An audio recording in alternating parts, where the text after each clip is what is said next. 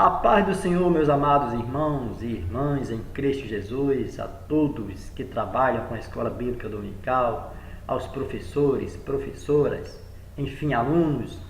Queremos externar o nosso convite a todos aqueles que participam, como também aqueles que não estão participando da nossa Escola Bíblica Dominical, para estarem conosco no próximo domingo. Nós estaremos estudando a lição de número 7, que está inserida no nosso quarto trimestre, que é a obra da salvação. E a lição de número 7, nós iremos tratar a salvação pela graça. Para esclarecimento, o que é a graça? A graça nós sabemos que é um favor imerecido.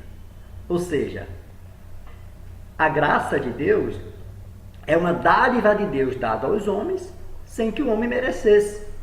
Todavia, nós podemos dizer que a graça de Deus é um presente de Deus dado aos homens, Mas a graça de Deus, ela não se limita tão somente à pessoa de Jesus.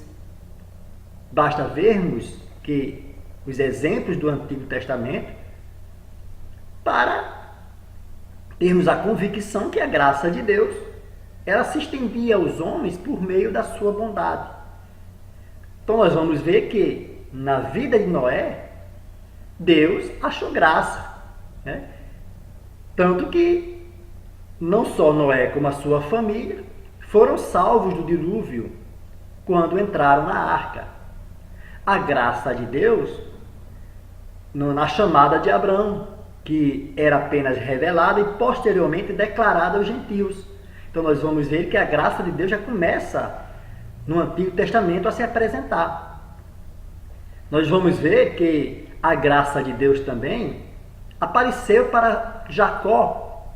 Você vê que todo o trabalhar na vida de José resultou em um benefício que se estendeu a toda a família de Jacó. Então nós vamos ver que ali também está a graça de Deus.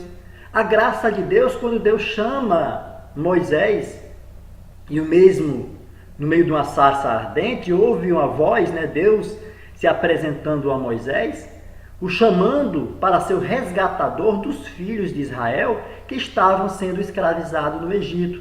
A graça de Deus. Então nós vamos ver que a graça de Deus, ela não se limita tão somente a Jesus, A graça proveniente, sim, que é a salvação, Lá em Tito está escrito, porque a graça de Deus se há manifestada, trazendo salvação a todos os homens, Mas a graça, no geral, ela já se estendia aos homens por meio da bondade de Deus. Então nós podemos dizer, com isso, que a graça de Deus se estende aos demais segmentos do homem por meio da bondade de Deus. A graça proveniente para salvar e a graça no que diz respeito, que abrange todos os segmentos dos homens, por meio da bondade de Deus e até mesmo as pessoas que não são crentes.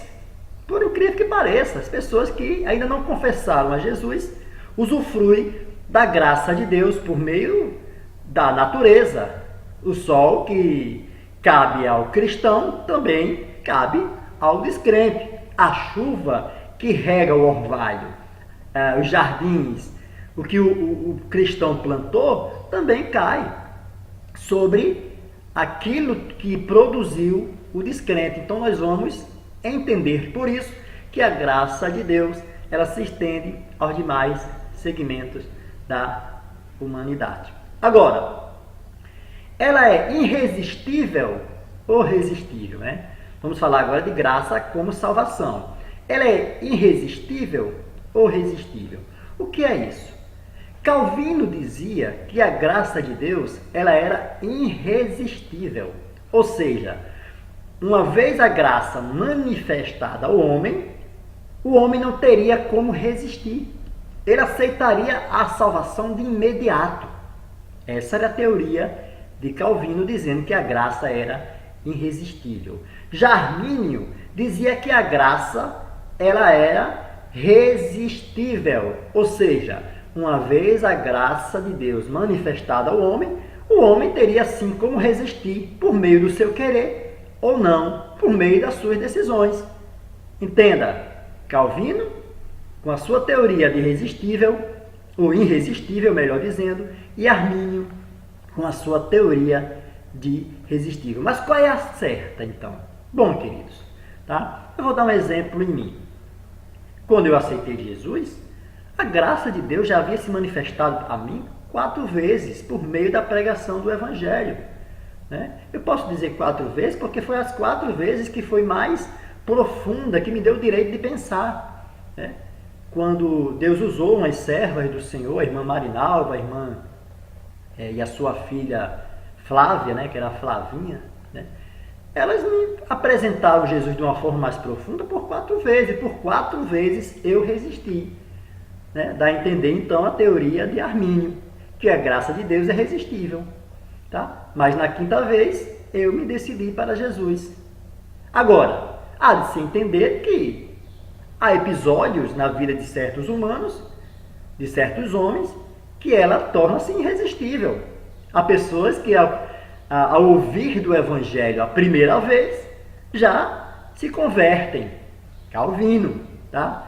Então, nós podemos dizer que tanto um como o outro estavam certos nas suas conclusões, de acordo com como o homem aceita Cristo. Outra coisa interessante é que de vez em quando nós pregamos as duas juntas. Já notou isso? Por exemplo, quando nós dizemos assim: se não vier pelo amor, vai vir pela dor. Já ouviram isso? Eu não sei se eu já preguei, eu não sei, no meu pensamento não me vem que eu já tenha pregado essa frase, mas já ouvi pessoas dizendo isso. Se não vier pelo amor, vai vir pela dor. Isso está certo? Podemos ver as duas juntas aí. Se não vier pelo amor, condicional, vai vir pelo amor? Armínio. Se não vier pelo amor, vai vir pela dor. Então, se não vier pelo amor, condicional, você vai vir pelo amor? Teoria de Armínio. Então, você vai vir pela dor.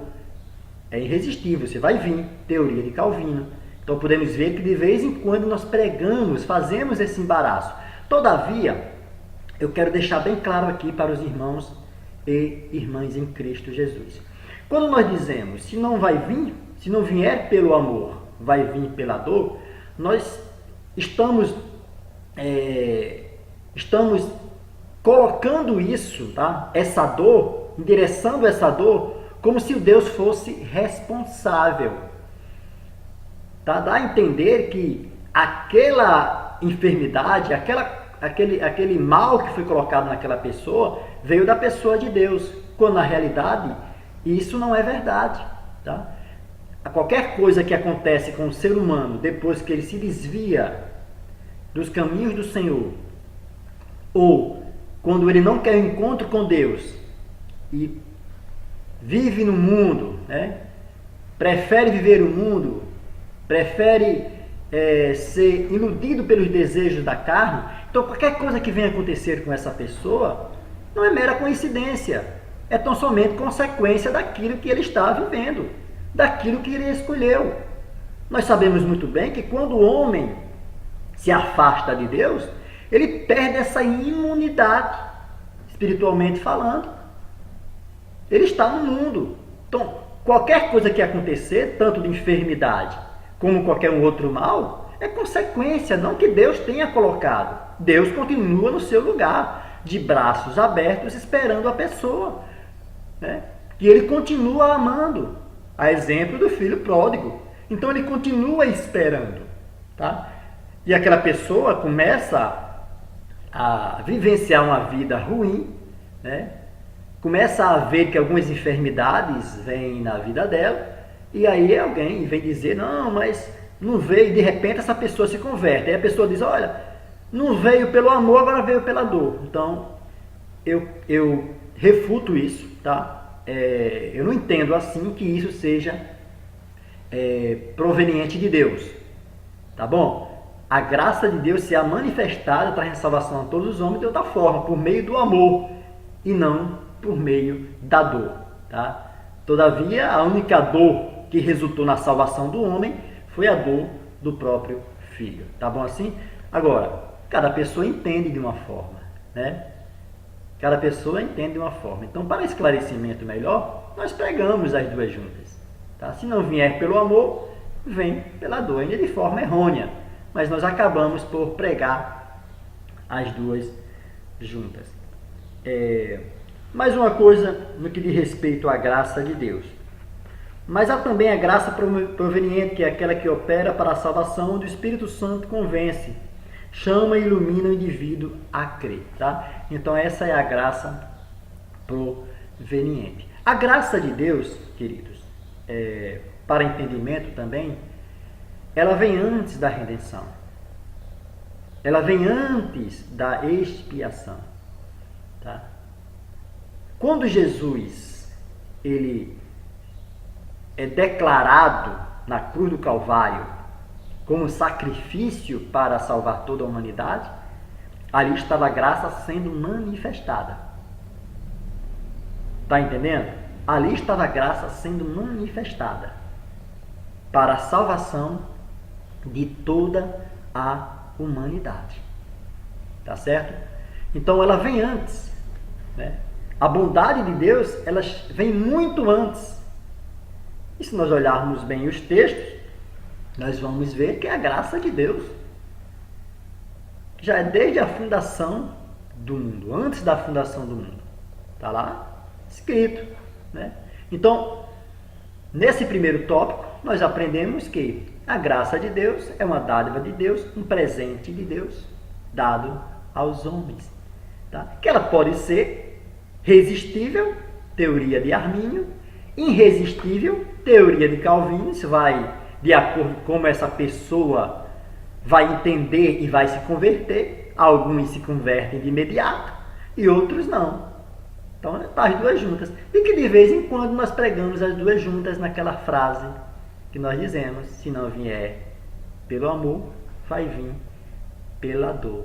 Não é verdade? Agora, para entender melhor o que é a graça de Deus, e como há muitas coisas para usufruirmos na graça de Deus, né? As pessoas se limitam tão somente à aceitação em Cristo Jesus. A aceitação em Cristo Jesus me dá o direito à vida eterna. Mas a graça de Deus, uma vez estendida aos mais segmentos da humanidade, dá direito a ele viver como sociedade. Tá? Há um padrão digno, honroso, cheio de alegria, cheio dos frutos do Espírito. Então não se limita tão somente à aceitação. Então quero convidar você, que até hoje anda cabisbaixo, talvez, desesperançoso por alguma coisa, mas já tem aceitado Jesus, né? E diz assim: olha, eu já tenho a eternidade, porque aceitei Jesus. Sim, de fato, você já tem um presente maior, que é a salvação.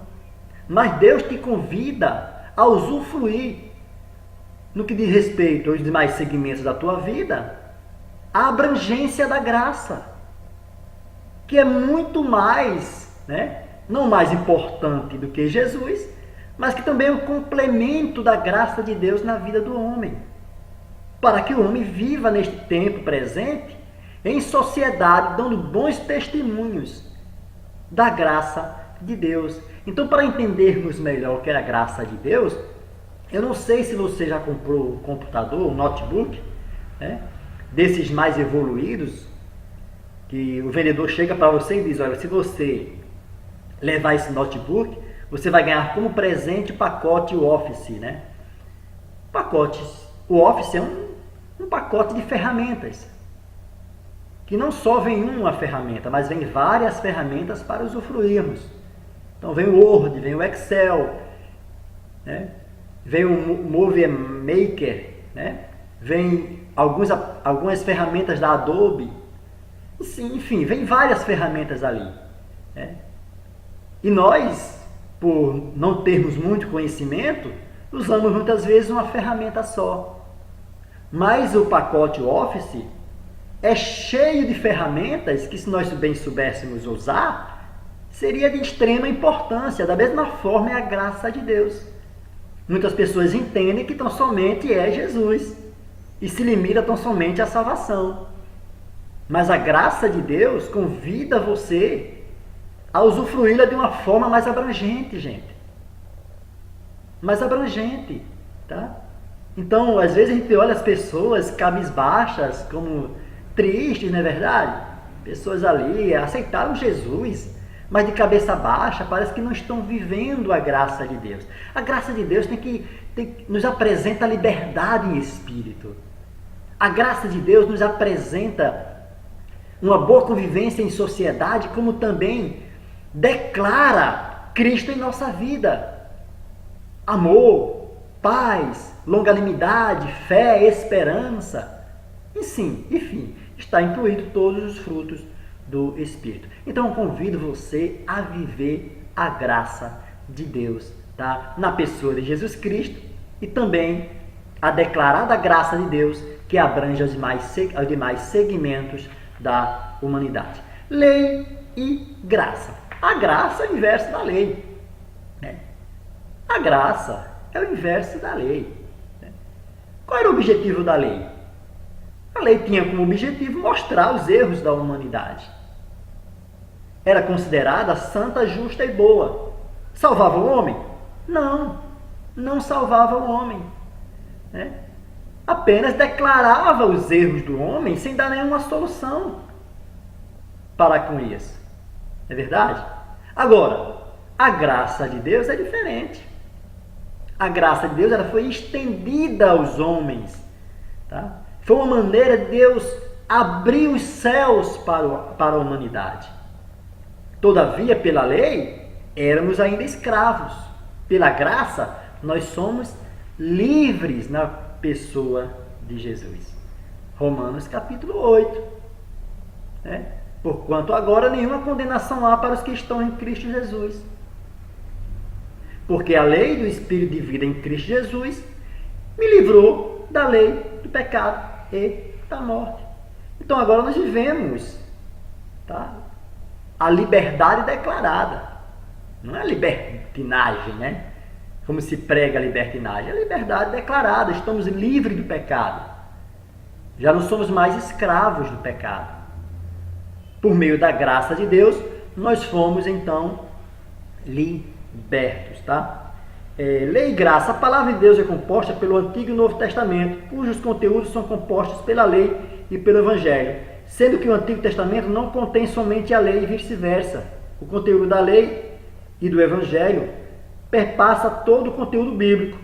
Há, no entanto, uma maior ênfase de conteúdos em cada um dos testamentos, respectivamente. Né? Que está falando sobre a graça de Deus no Antigo Testamento, como também a lei, ou seja, a graça de Deus no Novo Testamento, como a lei no Antigo Testamento. Ele deixa claro aqui que a divisão de Antigo e Novo Testamento, cada uma deu ênfase maior, tá? A declaração de Deus para com a humanidade. Então, no Antigo Testamento se fala mais sobre a lei, ainda que a graça de Deus existia por meio da bondade de Deus. Mas no Novo Testamento em diante nós vamos ver que a graça de Deus é mais apresentada aos homens. Então, queridos, se a lei servia como um condutor para encontro com Cristo e sua graça, né? Nós vamos lá em 3:24 do livro de Gálatas, a lei convence-nos por sua impossibilidade de ser cumprida, de que não podemos alcançar a salvação sem a mediação de Cristo, tá? Então, o que resultava a lei, tá? Nós vamos ver um exemplo da graça de Deus naquela mulher que foi pega em adultério. Veja que quando os homens levam aquela mulher à presença de Jesus, eles dizem assim: porque segundo a lei nos manda Moisés que ela seja apedrejada, dando a entender que não tinha nenhuma solução para aquela mulher. Não era apresentada nenhuma solução para aquela mulher, né? Apenas mostrava o pecado dela e já a prejulgava. Ela tinha que ser apedrejada. Aí Jesus começa a escrever no chão. Não se sabe que Jesus começa a escrever no chão. Mas não sabia aqueles homens, como também aquela mulher, que eles estavam diante da declaração da graça. da manifestação da graça, que era o próprio Jesus. Então Jesus pega o mesmo princípio dado por eles, que diz que ela seja apedrejada, e diz que quem não tem pecado, então, que atire a primeira pedra. Por que Jesus disse isso? Porque, segundo a lei, não tinha perdão de pecados. Não tinha perdão de pecados. E se não tinha perdão de pecados, todos eram merecedores também de serem apedrejados. Então, sai um a um. Então, podemos ver aí a maior exemplo de graça e lei juntos. A lei condenatória e a graça absorvendo o homem por meio de Jesus Cristo. Tá? Então, nesse tópico nós podemos entender que lei e graça, certo? Ainda que elas tenham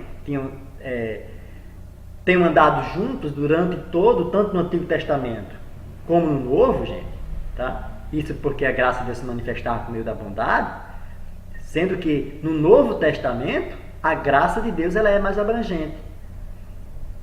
E a lei aparece? Aparece por meio dos exemplos dos homens que viviam ainda segundo a lei. E entendiam que a lei deveria ser reverenciada, que a lei deveria ser colocada como base, como padrão de vida. Os sacerdotes, os doutores da lei, os fariseus defendiam isso. E Jesus, ele os discriminavam pelos tais atos, que dizia-se cumprir a lei, mas esbarrava no que diz respeito ao amor. Eles não tinham amor para com o próximo. E a lei dizia que o homem deveria amar o próximo como a si mesmo. E eles esbarravam em um trecho da lei, descumprindo assim todos os demais. Então nós vamos ver que lei e graça, tá? Ainda que ela venha depois do Novo Testamento a existir, a graça abrangeu. E eu dou graças a Deus por isso, porque por meio da graça nós estamos aqui.